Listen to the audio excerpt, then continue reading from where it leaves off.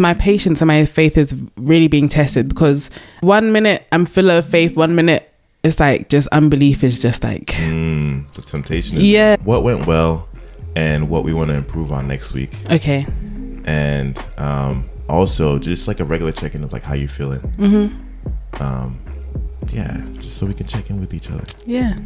Something that went well was just being able to call people, call some friends, just check in on a couple of friends who, I want to stay connected with, but you get all busy and stuff like that, and you just don't. You look up and you haven't called somebody in months. And yes. It's just like I really want to be more intentional about checking in on people, just because, right? Like, yeah, for no reason.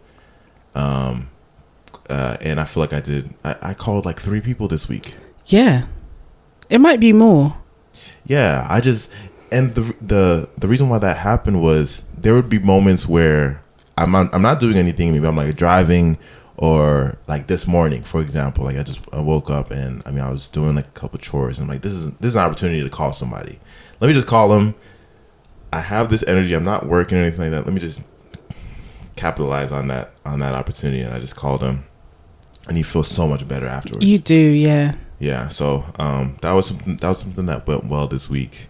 I knocked a lot of things off of my task list that would just be the looming, just that looming anxiety in the back of my mind, like I should do this.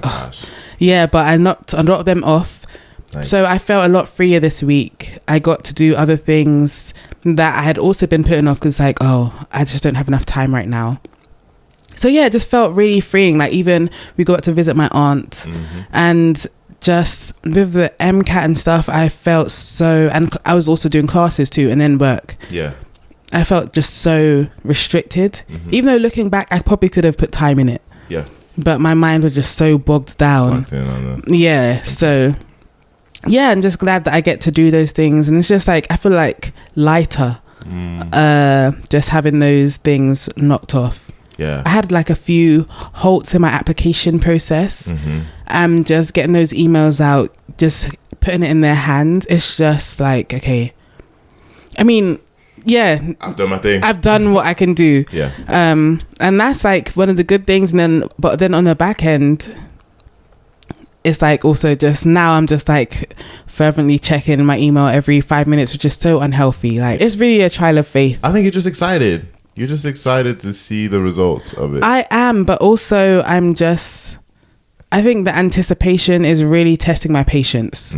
So it's like, yeah, my patience and my faith is really being tested because 1 minute I'm full of faith, 1 minute it's like just unbelief is just like the temptation. Yeah, it's just, but it's like God has been so faithful to me throughout this whole process. Like, oh my days. And it's like, why should I doubt? But you still have those temptations to just not trust him coming in. So I'm just going through that, and that's really just what I'm struggling with right now. Man. Just trying to, I don't know, keep the faith. No, this goes back to what we were talking about last week. Just like we are in a time where we are in that uncomfortable season. Yeah. And like we can be uncomfortable again. So we have to use old references of when we were uncomfortable and how we came out of that and excelled. Yeah. What's encouraging is that like, whenever you're stretched, whenever you are facing pressure, you know that something like growth is on the other side. Yeah, absolutely. Of course, you have to manage the pressure well. Yes. Like you need to do what you need to do when you're under pressure. Absolutely. Like learning, making connections, networking, all that stuff. That goes back to what you were saying, how like I'm just excited. Yeah. A part of it is excitement. Like, when you just have so much energy, and sometimes it can be redirected to feel like anxiety. But really it's just like, just the anticipation is just, I have no outlets. Yeah. I'm just waiting. And yeah, I think you can just have that play on your heartstrings in different ways. Yeah. We know what we're kind of dealing with, what we're going through with the, what would you say, call it, lack of faith? Yeah, struggling just with anxiety. Yeah. So like, what's one thing that you're going to do to kind of deal with that better? Maybe I can check my email every 2 hours instead of every 2 minutes. No, I'm joking. It's a lot. No, I know. I feel like even if I say just check my email in the morning and in the evening, I'm gonna fail. Yeah. So I need to do something else to redirect it. Like maybe prioritize another task. Yeah. That I've had waiting to do. Like I have an outfit in there that I want to sew. Like, okay, I could channel my energy into that instead. Like, instead of, because really it's just busy work, just checking an email. That's so you know they're not going to respond yet. Yeah. It's, how can they read a whole application that fast? It's impossible. They have tens of thousands. They have thousands of other applicants to look at before you. Yeah. And that's why they said 2 weeks. Even one emailed me the other day. It's like, yeah, we are reviewing applications. It could be a few months. Mm-hmm. And still I'm here refreshing the page. Like, that's literally madness. Yeah, it is. So, I think it's good to be like aware, like you said, just having that awareness of like what's actually going on behind the scenes. Yes, exactly. Just tell me. Just tell me. Yeah. But I think just I need to rechannel my energy into something else that needs to be done, because it's really just wasting time. Yeah. Just having that occupy my mind. Like, yes, it's important and I can still think about it and accomplish other things. So, I mean, even like journaling. Yeah. You know, I think, honestly, in those moments when you want to like check your email, just like kind of checking in with yourself in a little journal entry, like, this is what's going on, this is how I'm feeling. Yeah, that's good. Look at me talking. I check my last journal entry. Where is your journal? I have like 5 over there, but they're just all over the place. Oh man. Yeah. Okay. What about you? That's good. I think for me, so what I'm gonna do next week to kind of deal with that anxiety better is, I think affirmations. To yourself. Affirmations to myself, like from yourself to yourself. Yeah, self affirmations. My older brother Kwame, he's going to be mentioned on this podcast at least twice a month. I guess Kwame, I really look up to Kwame like a lot. He's just he's the oldest brother, and he has kind of just forged the way forward in so many different areas for his siblings. And I don't know, he's like a reference point for me in a lot of things. So a couple years ago, he encouraged me to do like self affirmations. It's like in the morning, have an affirmation that you just recite to yourself.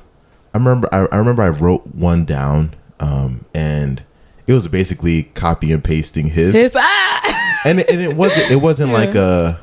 You just took out Kwame's name and put Kofi. Yeah, it wasn't like just I do whatever my brother did. It was just because his was really good, and it applied to my life too.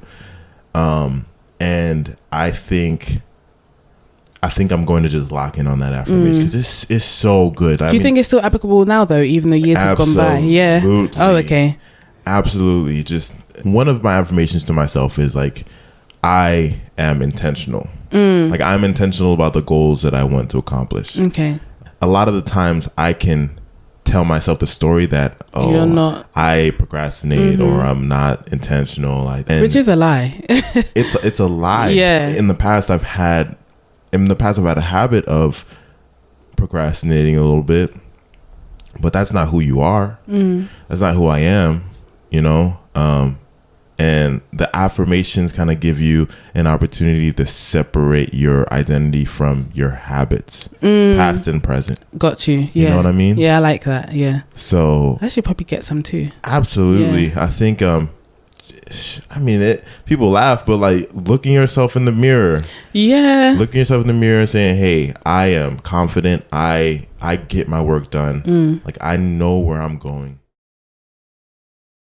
I just feel less pulled in every direction, and it's just kind of nice to have that for a short time, because I think even since we got married, like, we haven't really had time to, even though I do feel like feels like our home, to like really settle in and like put our mark down. Like, we just bought these pictures.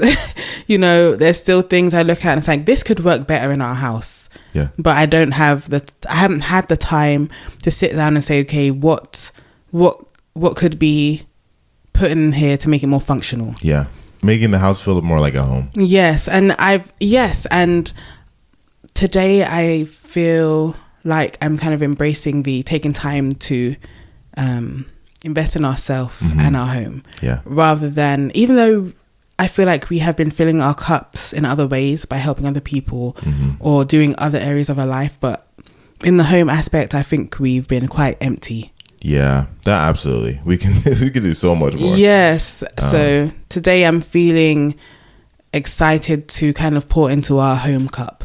Yeah. Even though I love serving and we're still doing it, just the next few weeks we don't have as much on our plate, so we can focus more on fine-tuning the things behind the scenes that only we see. Yeah.